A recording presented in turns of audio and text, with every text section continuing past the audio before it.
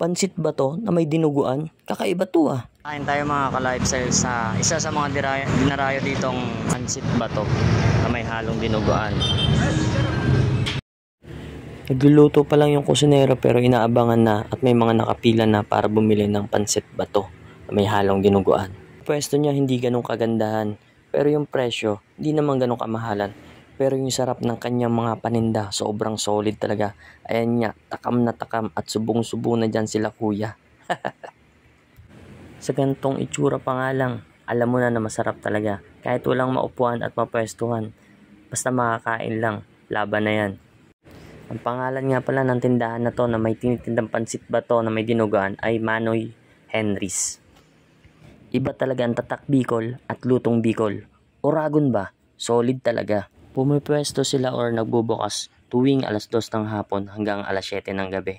Dito sa malapit sa may Ali Mall, Pitwason, corner 13th Avenue, besides Jollibee. Bibilhin at titikman din natin ang bawat isa sa kanilang mga paninda para mapatunayan at masabi natin na solid na 100% ang sarap ng kanilang paninda. Dito nga sa part na to, hindi ko na lahat nakuha ng video kasi sobrang busy din nila at marami din kumakain. Hindi ko na nakuha ang iba pang detalye dahil gutom at takam na ako sa mga tinitinda nilang pagkain.